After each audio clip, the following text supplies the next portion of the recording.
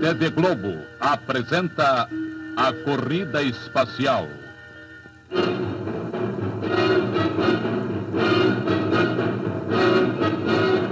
Direção brasileira de produções cinematográficas Herbert Richards.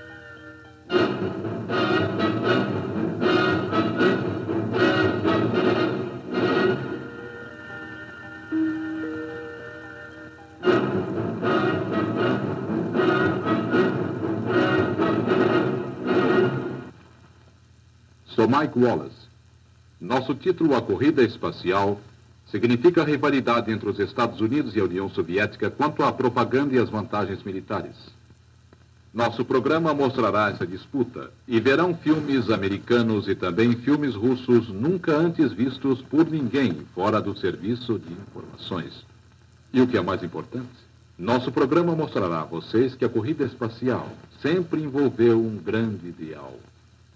Um sonho que existia muito antes da Guerra Fria, um dos sonhos mais antigos do homem, a viagem às estrelas. Para compreender a fascinação das estrelas, para compreender por que o sonho da exploração do espaço capturou tão completamente a imaginação do mundo moderno, devem deixar a sua imaginação voar. Voar como um foguete. Imaginem não apenas o deserto das Areias Brancas no Novo México lá embaixo, mas todos os desertos do mundo, como o famoso Saara na África. Imaginem esses desertos todos e todas as arenosas vastidões do mundo. E então saibam que para cada simples grão de areia na terra, há uma estrela no céu. Pensem nisso. Para cada simples grão de areia na terra, uma estrela no céu. É de admirar, então, que o espaço seja para o homem a próxima fronteira a conquistar. A ânsia incessante do homem para sair do seu próprio mundo e explorar outros mundos. Sua busca por outras formas de vida sempre foi seu destino. A maior de todas as aventuras, a verdadeira corrida para o espaço.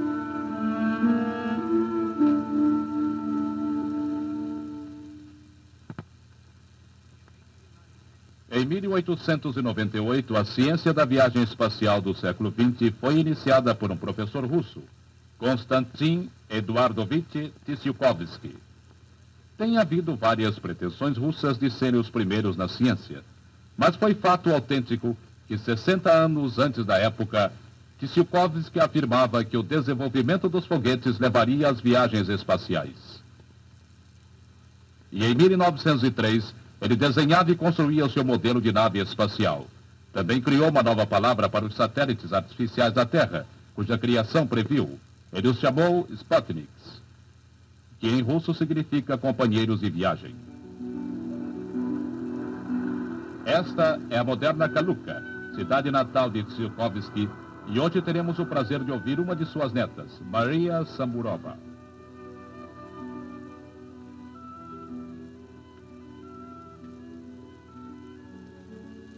Vovô tinha muitos visitantes, cientistas, jornalistas e admiradores. Vovô lhes contava fascinantes histórias sobre gente que um dia voaria para outros planetas. O dia inteiro trabalhava firme construindo modelos de foguetes. Às vezes, nas noites estreladas, vovô ia para o telhado da casa sonhar com um dia que se voaria para os planetas.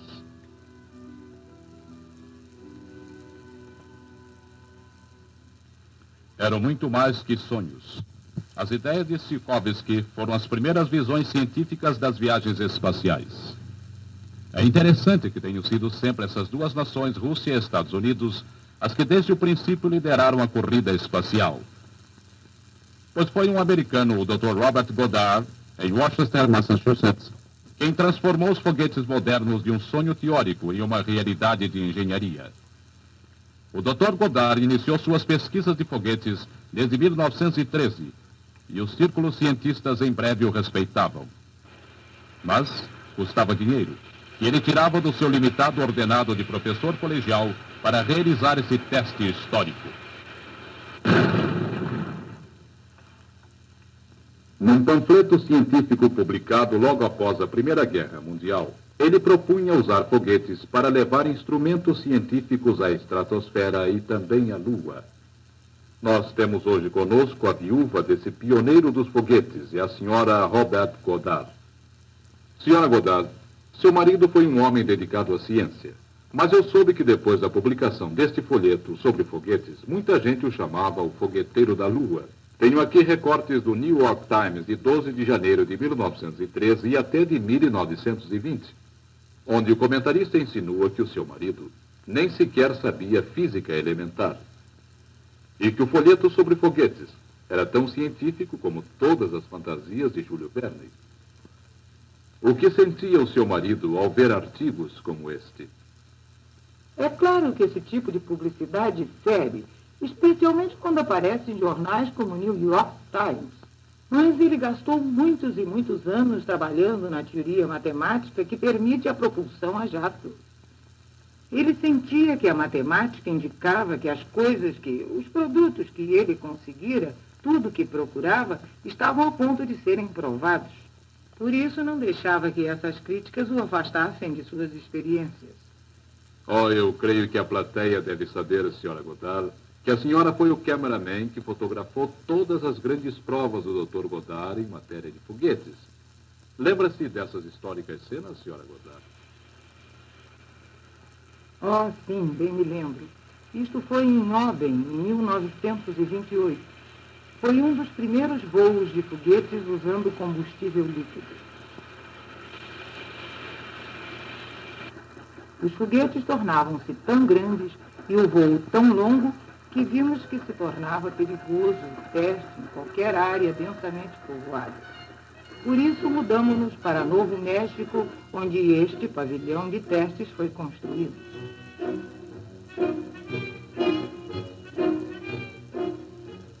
E foi aqui, não muito longe do deserto experimental de White Sands, que o Dr. Goddard registrou muitos dos seus primeiros sucessos com foguetes. Repetíamos os testes. Havia sempre tanto que fazer e nunca bastante gente ou tempo para fazê-los bem. Com este voo e muitos outros bem-sucedidos, seus foguetes chegavam a quase atingir velocidade supersônica de várias centenas de milhas por hora. O Dr. Goddard fortaleceu a história dos foguetes. Durante esses anos, o Dr. Goddard registrou 214 patentes e firmou definitivamente sua reputação como o gênio pioneiro da nova ciência do século XX. O Dr. Robert Goddard morreu em agosto de 1945 como diretor de pesquisas em propulsão a jato para a Marinha. Senhora Goddard, o seu marido obteve plena justiça enquanto foi vivo? Dos colegas cientistas, sim.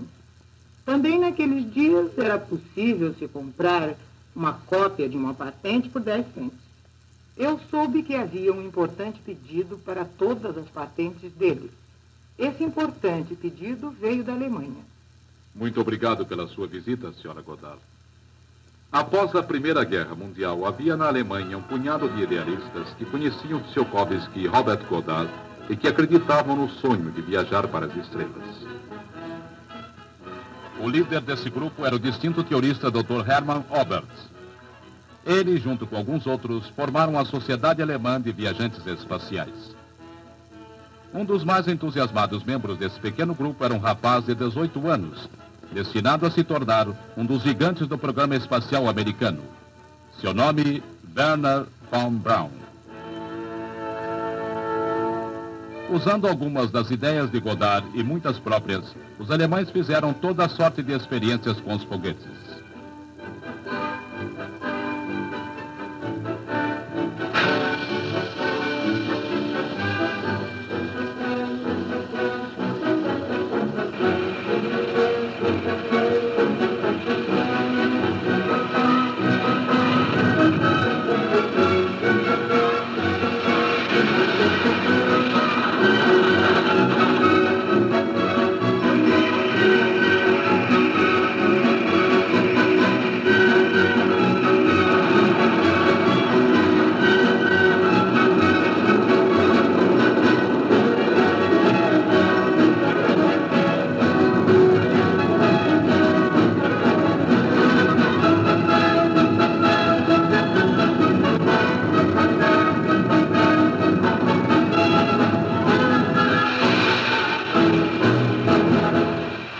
Mas depois de muitos fracassos, eles concordavam com o que Goddard já demonstrara, que o grande futuro dos foguetes estava nos voos espaciais.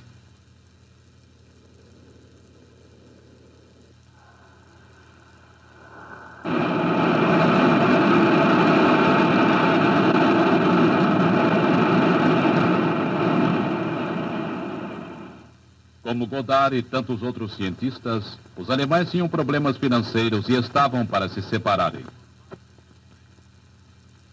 Nesse momento desesperado, o mais famoso diretor do cinema alemão, Fritz Lang, veio socorrê-los. Ele ia começar o primeiro filme de moderna ficção científica, A Mulher na Lua. Os membros do clube queriam, por dinheiro, servir de conselheiros técnicos? A resposta foi sim. Estão agora vendo cenas desse clássico do cinema alemão produzido em 1928.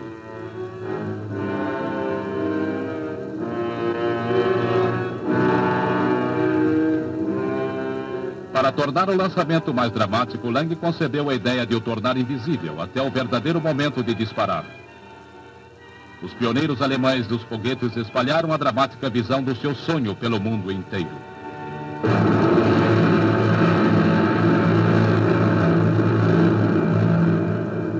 E o que foi mais importante em matéria de dinheiro é que o Clube dos Viajantes Espaciais também foi pago com todo o material que quiseram levar.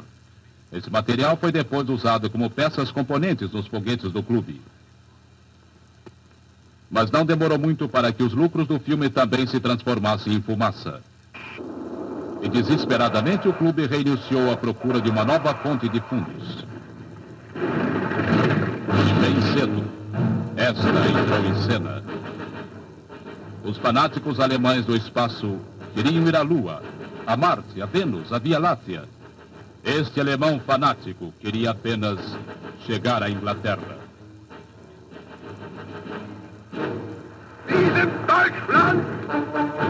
O Tratado de Versailles havia proibido o convencional rearmamento da Alemanha, mas esquecera de banir os foguetes, porque lá por 1918 ninguém falava em foguetes militares. Assim, os membros do Clube Espacial, o Führer e seus assessores, propuseram um acordo. O exército financiaria todas as suas experiências com os foguetes, contanto que a prioridade primordial fosse dada à criação de uma arma de longo alcance. Eles não tinham escolha. Foram informados de que deviam cooperar com o exército ou seriam convocados para fazer o mesmo trabalho.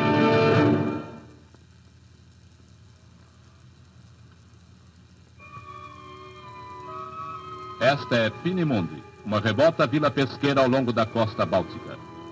Em 1936, os nazistas haviam transferido quase todos os membros da Sociedade Alemã de Viajantes Espaciais para cá. Foram instalados em laboratórios super secretos. Rapidamente, reunindo os maiores cérebros técnicos da Alemanha, nomearam o notável Werner von Braun como chefe civil das pesquisas. Von Braun fora quem escolhera Peenemünde e desenhar e construir os tremendos recursos de testes. Mas agora que os cientistas espaciais alemães tinham mais e melhor dinheiro e facilidades, tinham também maiores fracassos.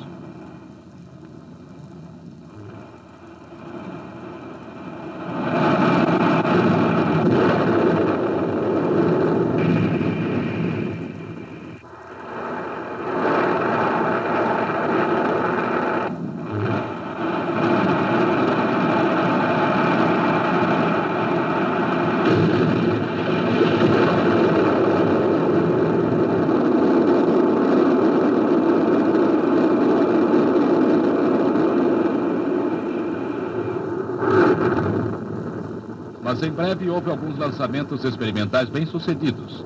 E o ministro da propaganda Goebbels denominou a nova arma de vingança número 2, ou apenas V2. Em 1943, a V2 está quase pronta, mas casualmente os novos pássaros dispararam como loucos fora de controle. Um aterrissou por acidente na neutra Suécia e os despojos foram enviados aos aliados. Outra foi cair na Polônia, perto de um rio, onde os grandes pedaços foram descobertos por patriotas poloneses. Nessa noite, a resistência polonesa irradiava para os aliados, que imediatamente enviaram um avião para trazer os restos da V2 ao quartel-general dos aliados em Londres. Agora, com a V2 polonesa e a sueca em mãos, os aliados logo as remontaram. Agora percebiam uma espécie de arma de terror que teriam de enfrentar e que não tinham defesa de espécie alguma contra elas.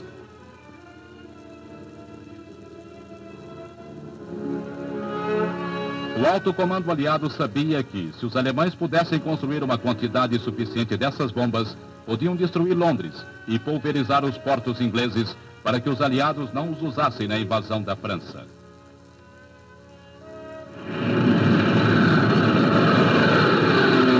Dia após dia, os aviões de reconhecimento aliados vasculhavam o continente europeu.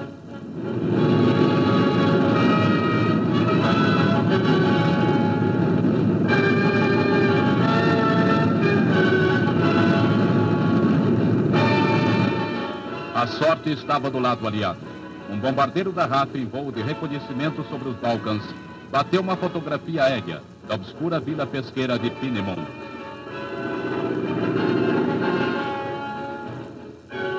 No quartel-general da RAF, essa fotografia foi revelada e ampliada. Uma das armas de terror dos alemães era claramente vista numa rampa de lançamento. O alvo para aquela noite, 17 de agosto de 1943, era Peenemünde.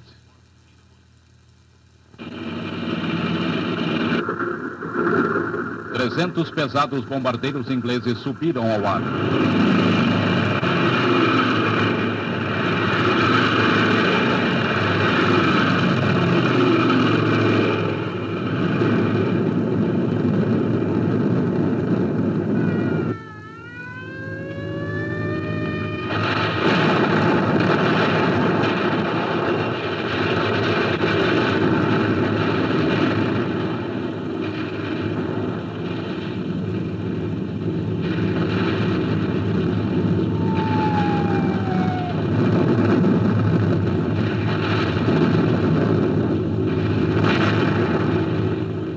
Arrasaram Peenemünde com 1.500 toneladas de explosivos e milhares de incendiárias.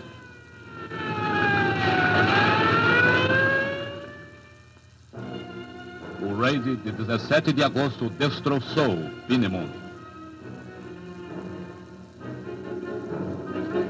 Os alemães imediatamente retiraram o que puderam do seu equipamento de produção para uma vasta e recém-construída fábrica de montagem, numa cidade da Alemanha Oriental. Os cientistas, porém, ficaram para levar avante suas pesquisas em laboratórios subterrâneos. Mas foi na mente doentia de Adolf Hitler que os ataques em massa dos aliados contra Peenemünde produziram maior efeito. Uma noite teve um terrível pesadelo. Sonhou que a V2 nunca chegaria à Inglaterra. Contou o sonho ao marechal de campo Hermann Göring. Confiou seus temores a ele.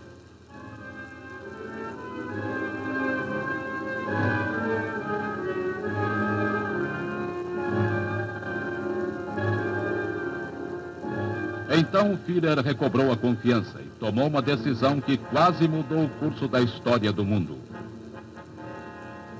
Hitler assinou uma ordem de cancelamento de toda a produção das bombas para efeito imediato. O que 300 bombardeiros ingleses e milhares de toneladas de alto explosivo não conseguiram, Hitler, como resultado de um mau sonho, conseguiu. Mas em Peenemünde, onde o exército informou Von Braun e seus companheiros da decisão de Hitler, ninguém desistiu. Em outros momentos de desespero, os entusiásticos espaciais haviam feito um filme. Muito bem, agora iriam fazer um outro filme. Curiosamente, vários rolos de filmes foram reunidos. Apresentavam apenas os lançamentos bem-sucedidos. O Estado-Maior assistiu sessões especiais desse filme cuidadosamente montado. E eles persuadiram Hitler e seus assessores a assistirem.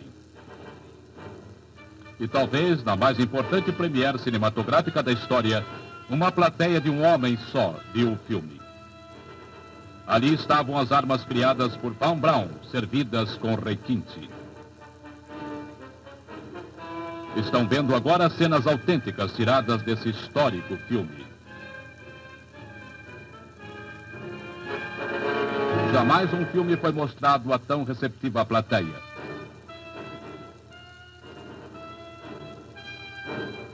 A mania de Hitler pelo poder. A simples noção de uma arma do terror caindo do espaço pareceu irresistível. Ao sair da sala, Hitler pronunciou palavras proféticas. E hoje em diante, disse ele, a Europa e o mundo serão pequenos demais para conter uma guerra. Com tais armas, a humanidade não suportará uma guerra. Ele restaurou o projeto V2 com mais alta prioridade.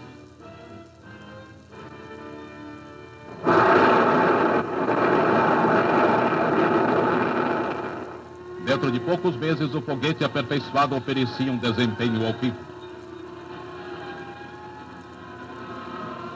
A Londres houve a duvidosa honra de ser o primeiro ponto da Terra bombardeado do espaço.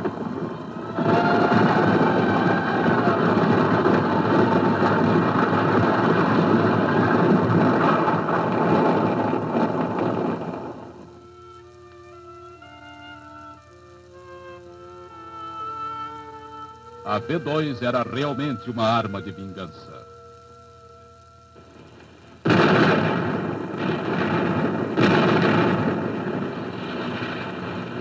A invasão da Europa estava em progresso, mas e quanto às V2? Nas palavras do general Eisenhower, se os alemães conseguissem aperfeiçoar e usar essas bombas-foguetes 6 meses antes do que o fizeram, nossa invasão da Europa teria sido extremamente difícil. Talvez impossível. O exército aliado alastrava-se pela Europa Ocidental. A hora da libertação havia chegado.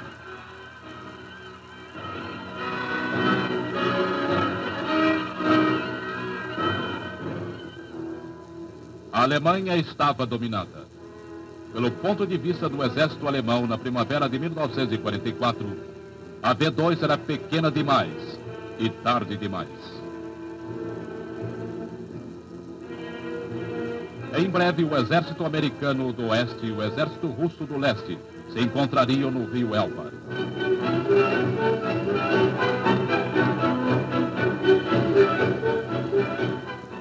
Mas antes mesmo da paz ser declarada, mesmo enquanto esses irmãos se davam os braços, na mente dos seus líderes militares, pensamentos não muito fraternos nasciam. A V2 estava adiantada. Não tiveram nenhum efeito no desfecho da Segunda Guerra Mundial, mas podiam bem determinar o vencedor da Terceira Guerra Mundial. Foi nesse momento que a corrida espacial começou de fato. E havia 2 prêmios imediatos. O estoque de peças das V2 em Nordhausen e em Peenemünde. E o equipamento de testes. E como o maior dos prêmios, os brilhantes cérebros que tornaram a V2 possível. Enquanto a guerra europeia vencia suas semanas finais, o exército americano chegara bem perto desses prêmios. Mas pelo acordo de ocupação da Alemanha, os Estados Unidos teriam de entregar parte do seu território para o Exército Vermelho.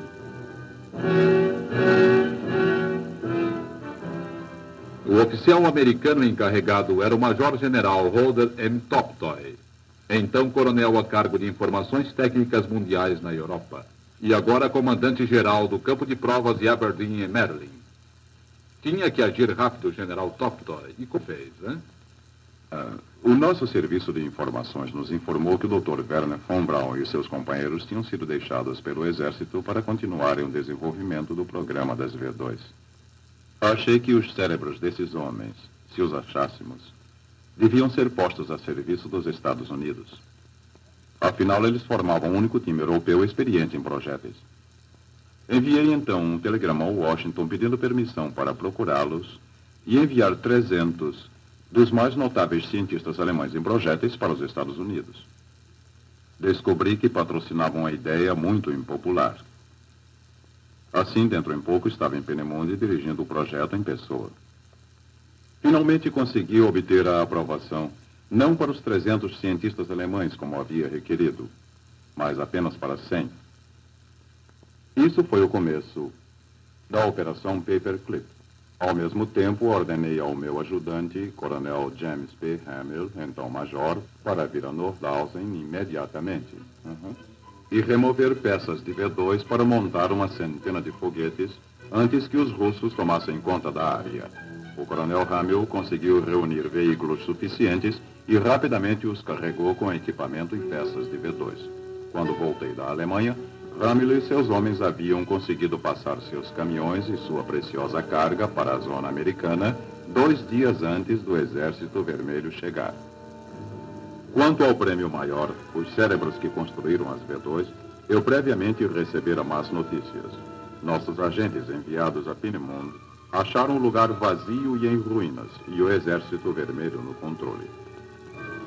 Não havia sinal em lugar nenhum de Dornberger, von Braun e dos outros cientistas.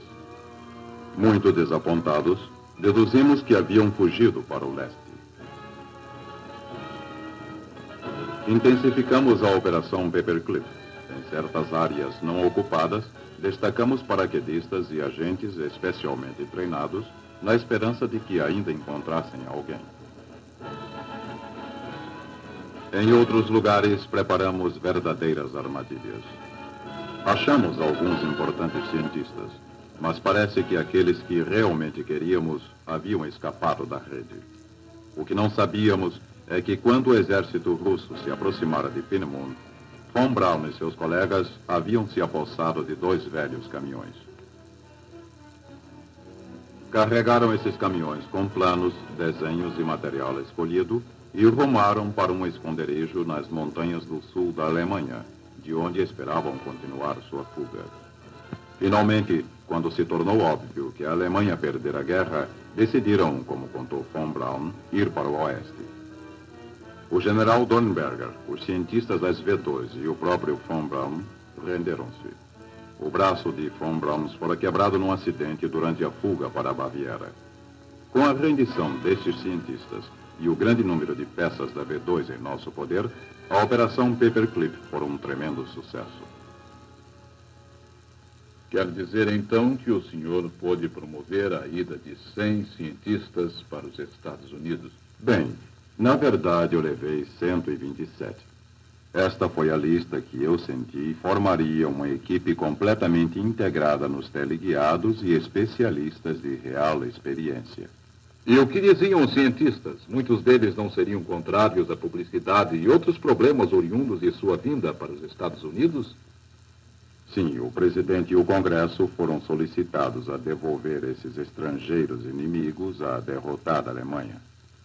Mas os Estados Unidos tinham de aprender a arte dos foguetes, e esses homens, dedicados e experientes, seriam ótimos professores. Por isso foram firmes.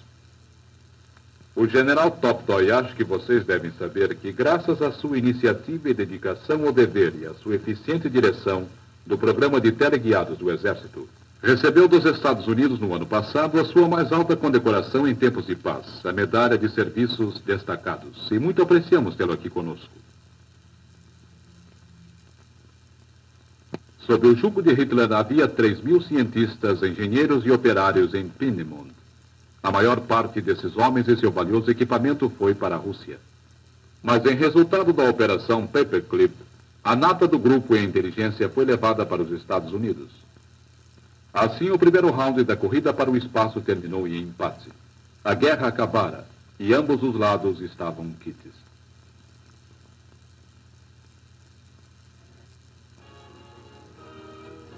As peças para centenas de bombas voadoras viajavam agora ao encontro dos seus criadores. Mas em qualquer parte durante a travessia do Atlântico, ou durante a longa jornada através do continente americano, algo vital se perdera. O que se perdeu foi o senso da urgência.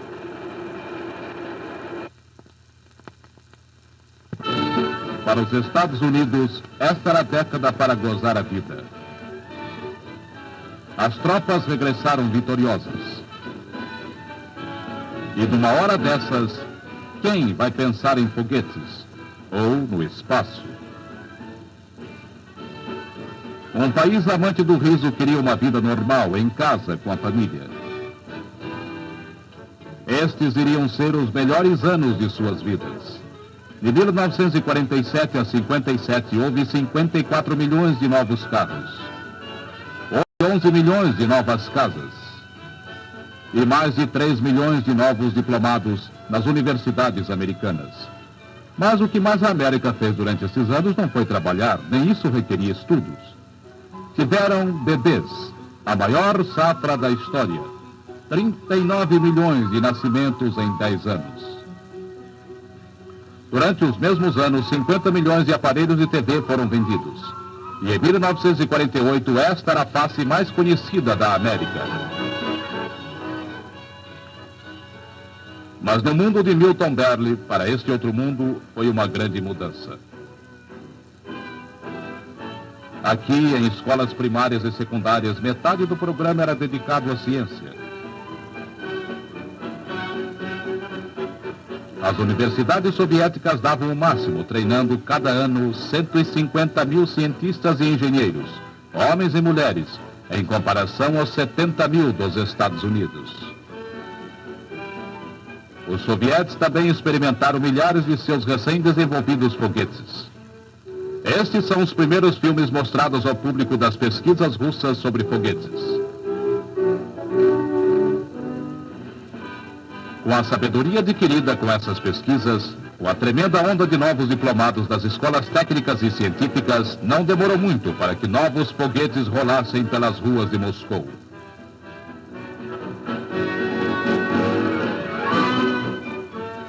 Na União das Repúblicas Socialistas Soviéticas havia uma nova era. Na América, contudo, havia apenas uns poucos homens dedicados que acreditavam no espaço, que seguiam trabalhando, querendo persuadir, cumprindo juntos seu programa de foguetes com pouco dinheiro e muita esperança. Nesse período inicial do após-guerra, há um exemplo do trabalho deles. Fizeram uma cópia da V2 de Peenemünde, Alemanha. Com esse pequeno foguete modelo que chamaram de Cabral-Wack, em Pasadena, Califórnia, conseguiram com essa combinação o primeiro míssil americano de 2 estágios. Isso marcou também pela primeira vez a fusão em ação dos gênios científicos da América e da Alemanha. Uma combinação que se destinava, apesar de muitos reveses, a marcar o seu lugar na história.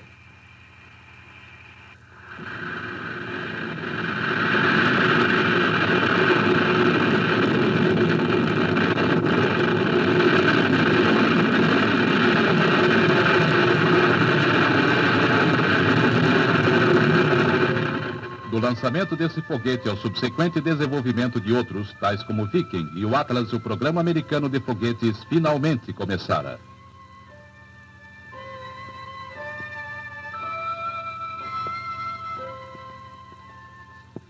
Os cientistas soviéticos estavam especialmente interessados na medicina espacial. Eles queriam saber se um cão podia sobreviver no espaço onde não há ar nem peso, mas apenas ondas desconhecidas e mortal radiação.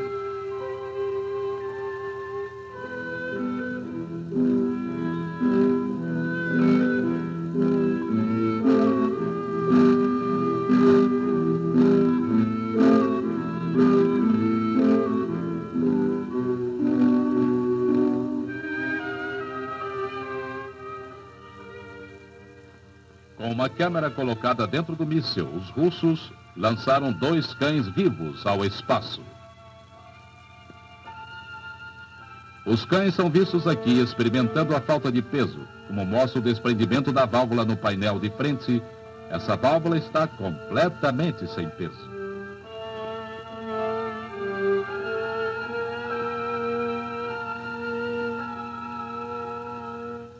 Os cães regressaram incólumes.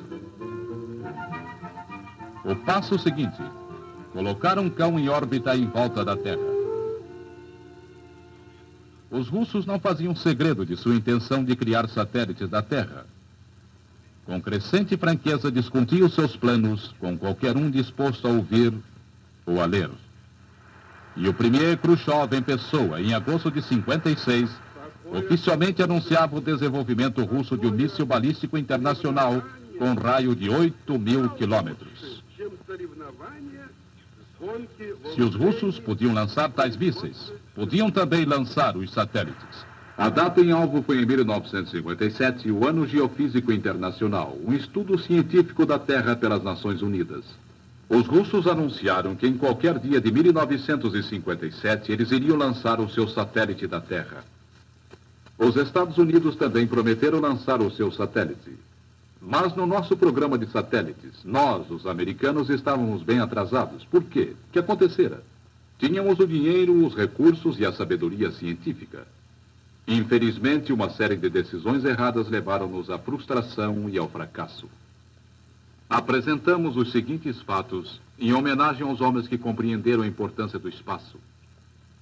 O fracasso em ouvir os conselhos desses homens alteraram irrevogavelmente a situação mundial e provocaram a vigente posição da América na corrida espacial.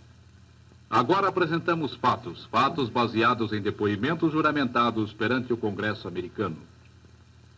É verdade que os Estados Unidos podiam ter lançado seu primeiro satélite com um avanço de 2 anos à frente dos russos. Em 1955, a equipe científica comandada pelo general Toptoy e o Dr. Von Braun desenvolveram um novo míssil militar chamado Redstone, com grande sucesso. Propuseram, com a modificação do Redstone chamada Júpiter-C, lançar o prometido satélite americano. Mas, ao mesmo tempo, houve outra proposta para que o novíssimo foguete, o Vanguard, fosse especialmente criado para lançar o satélite da Terra. Embora com o novo foguete houvesse muito maior risco de fracasso. O Vanguard não foi testado, foi escolhido. E com o pretexto de que o satélite não devia ser lançado por um foguete militar como o Júpiter-C, mas por um outro puramente científico, já que se ia comemorar um acontecimento das Nações Unidas. Sabendo das poucas possibilidades do Vanguard ter sucesso, o general James C. Gavin, chefe militar das pesquisas de desenvolvimento, os generais Toptoy e Madeiros, os doutores Von Braun, Pickering e muitos outros, continuaram a lutar pela permissão de lançar o satélite com Júpiter-C imediatamente. Eles receavam que a Rússia lançasse o dela imediatamente. E cada vez que pediam, eram recusados. Então, a 29 de julho de 1957, esta ordem foi expedida aos serviços do Exército. Eu vou lê-la para vocês. Recentes reportagens que descrevem certos projetos como projetos de voos espaciais resultaram numa desfavorável reação no Departamento de Defesa e em círculos do Congresso. Em qualquer discurso ou declarações públicas feitas por Vossa Excelência e seus auxiliares, evitem mencionar ou discutir o espaço, tecnologia do espaço e veículos espaciais. Assim, no verão de 1957, espaço tornara-se a palavra mais proibida em Washington. Ao chegar o outono de 1957, todos os homens que acreditavam no espaço silenciaram. Em todos os Estados Unidos, o longo e quente verão acabara. As crianças já regressavam à escola.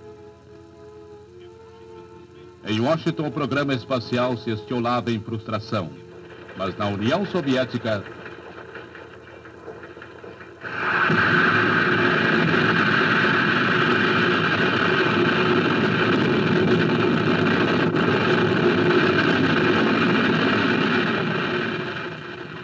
Há datas que as crianças nas escolas são obrigadas a guardar na memória, como 12 de outubro de 1492, quando Colombo descobriu a América.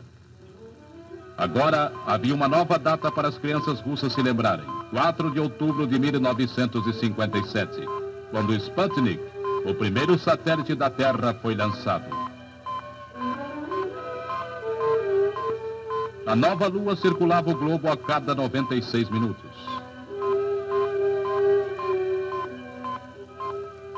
Toda a gente no nosso planeta tão envelhecido o observava. Muitos o ouviam. No mundo inteiro. Na história da Terra, nenhum outro acontecimento prendera a atenção de tanta gente como esse primeiro passo no espaço. Pelo menos a palavra espaço era agora legal em Washington. Houve comícios barulhentos, conferências de imprensa e nervosa análise da nova posição da nação. Ativou-se prolongado exame da alma americana pelo Executivo, pelo Congresso e pelos militares. Enquanto isso, a União Soviética estava pronta para lançar o seu segundo triunfo, o Sputnik II. A bordo desse novo satélite, Laika seria a primeira viajante terrestre do espaço. Aqui está Laika na sua cápsula. A ser colocada dentro do satélite, levava instrumentos para testar sua reação aos raios cósmicos, à radiação, ao calor, ao frio e à ausência de peso. Nesses exclusivos filmes soviéticos, o Sputnik II aparece nos preparativos de pré-lançamento. O satélite russo pesava 504 quilos, 10 vezes mais pesado que o primeiro Sputnik.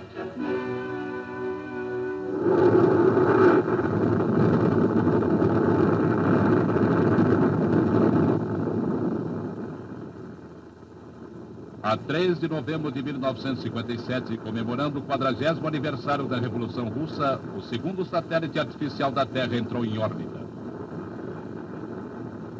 O segundo Sputnik não era apenas uma tremenda realização científica em si mesmo, mas com a informação obtida com o longo voo de Laika no espaço, os russos ganhavam preciosa vantagem em qualquer futura tentativa de pôr um homem no espaço.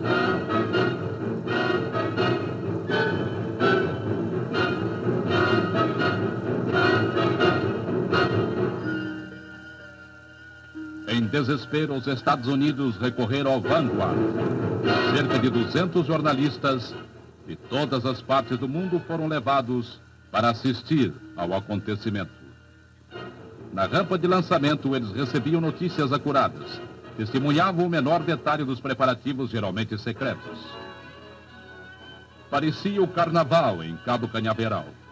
Durante o dia e a noite, milhares de pessoas se aglomeravam nas praias e ribanceiras próximas, aguardando ansiosas o grande momento. E dentro da casa de montagem, a tensão crescia sempre.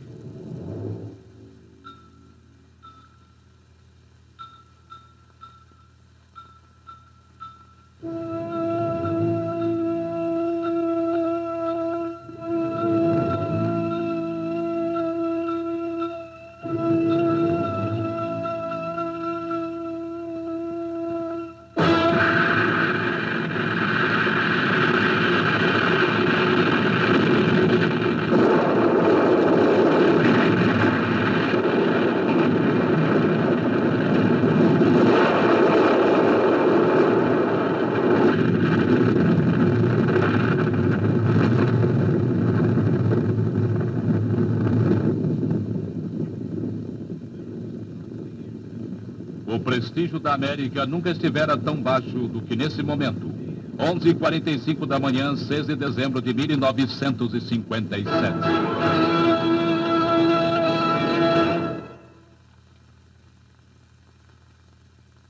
Em Huntsville, Alabama, o Major-General John Medaris, comandante do programa de mísseis dos Estados Unidos, ordenara uma reunião especial. Bom dia, senhores. Sentem-se, por favor. Tenho uma notícia muito importante para todos. Fomos encarregados da missão de lançar um satélite científico da Terra. E usaremos para isso o arcabouço do Júpiter C como lançador preparado no laboratório de propulsão a jato. Prometi ao secretário do Exército que estaríamos prontos em 90 dias ou menos. Vamos, Werner? Há anos que suplicavam esta chance. O prazo era de 90 dias. Mas aprontar um satélite dentro de 90 dias requeria um esforço sem paralelo. O trabalho foi dividido em 3 áreas vitais: o foguete que o carrega, a instrumentação e o preparo científico do último estágio. Cada um teria de ser redesenhado, reconstruído e tinha de funcionar bem da primeira vez. Em Huntsville, Alabama, o desenvolvimento do programa do foguete lançador estava a cargo de uma equipe de 3.000 cientistas, engenheiros e técnicos, chefiados pelo Dr. Wernher von Braun. Na Universidade Estadual, em Iowa, era a fase 2, a instrumentação, cujo desenvolvimento estava sob a direção do Dr. James Van Allen. Ele já desenhara alguns dos complexos instrumentos eletrônicos que o Vanguard teria de pôr em órbita. Tendo antecipado o possível fracasso do Vanguard, desenhou os instrumentos para que pudessem também caber no satélite em forma de tubo, que o Júpiter C levaria ao espaço.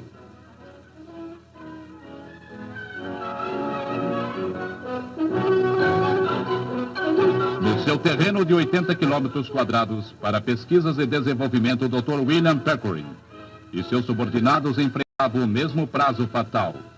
90 dias para pôr um satélite em órbita.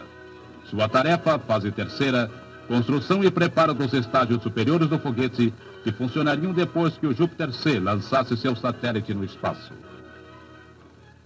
Montado, o satélite parece pequeno, mas se tudo corresse bem, 7,5 minutos depois de que o gigantesco míssil deixasse a Terra, o cilindro agora chamado Explorer I voaria independente pelo espaço a pouco mais de 29 mil quilômetros por hora.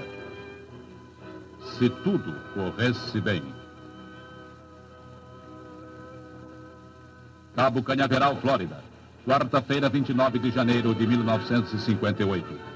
8 dias antes do prazo, o Júpiter C está na sua rampa em posição de lançamento. Mas na manhã do dia 29, o tempo era desfavorável com pesadas tempestades e correntes de vento. Um adiamento de 24 horas foi então decidido. Sexta-feira, 31 de janeiro, o tempo está claro. O general Medaris ordena o lançamento para as 10h30 dessa noite. Diminuído pelo gigantesco foguete e sua armação, o satélite Explorer I é cuidadosamente colocado em seu lugar como uma joia cintilante num estojo metálico. 2 horas antes das 10, o Raidin, um exótico explosivo fluido, começa a penetrar nos tanques.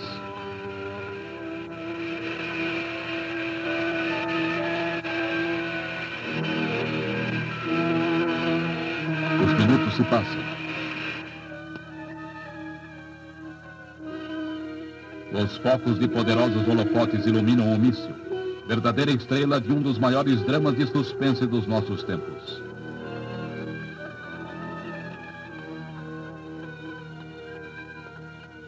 Tarde da noite, sexta-feira, 31 de janeiro de 1958. Num abrigo em Cabo Cañaveral, Flórida. Ouçamos a autêntica contagem para o Explorer I.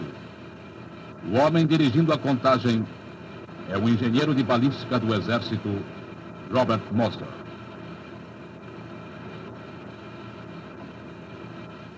Check the utility room fuel vapors and notify the blockhouse when we're clear to start generators.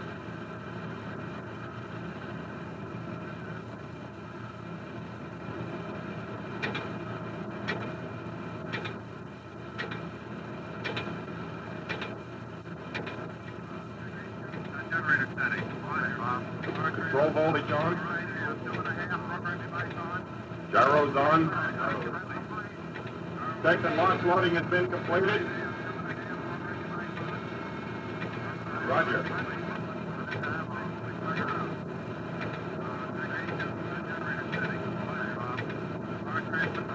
Connect assembly to igniters. Okay, tie down the lead. Roger, and install your protective path. AFMTC telemeter calibration tape on.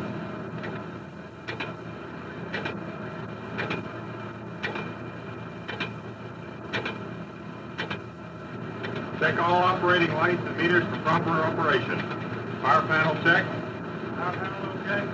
Control panel check. Roger. Measuring panel check. Measuring panel okay. Power transfer test on. Observe and record all voltages. Power transfer test on.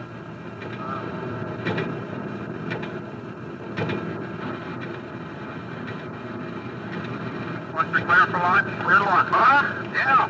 021, deflection of jet main number 2. We've either got a relay kicking out or there's something dropping down on the jet main instantaneously here. Hold. Telemeter indicates that jet main 2 is deflected. Este é um cientista, o Dr. Kurt Devils. What do you want to do? Forget it. Okay, resume count. Okay, shall we go ahead, Tim? It looks like that here. Roger.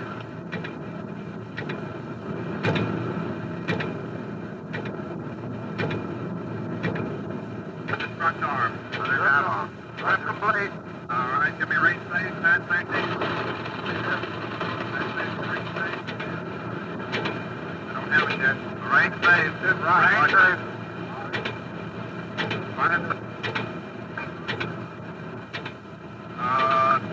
ATL telemetry recording on. Telemetry recording on.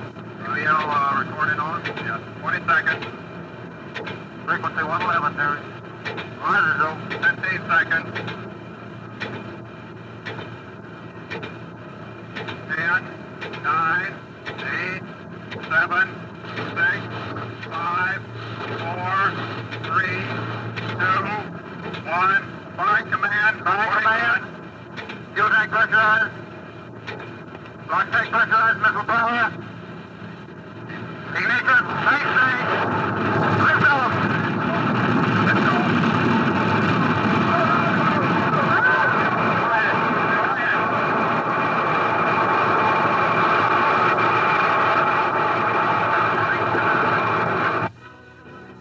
O míssil está em voo, mas o sucesso de sua missão ainda está em dúvida. Só depois de 1h30 saberemos se o satélite está em órbita. E esta é a mais tensa e agoniada de todas as esferas. Meia-noite. O general Medeiros chama seu assistente, coronel Leonard Warman, que mantém uma linha direta com o secretário do Exército. Alô, Len? Mande essa mensagem ao secretário. Nosso satélite está definitivamente em órbita. Mande logo isso e depois... Em Washington, uma nova espécie de herói americano nascera. Homens como Pickering, Van Allen e Von Braun, com habilidade científica, iniciativa e determinação que demonstraram, levariam a América à nova era do espaço. Essa equipe dedicada pusera o primeiro satélite americano em órbita. Na disputa da corrida espacial não havia mais empate. A União Soviética, com seus satélites pesados, estava à frente. Mas os Estados Unidos entravam agora na corrida e prontos para o próximo desafio. Voltaremos no momento com as cenas finais de A Corrida Espacial.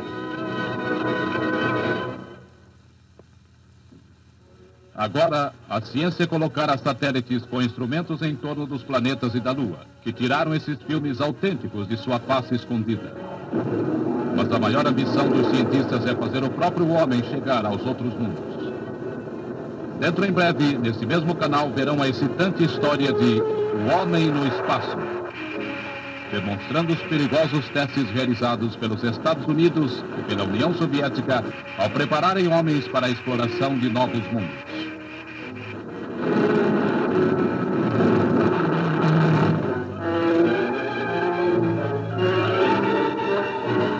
Teremos trechos como estes, de filmes invulgares produzidos pelo governo russo.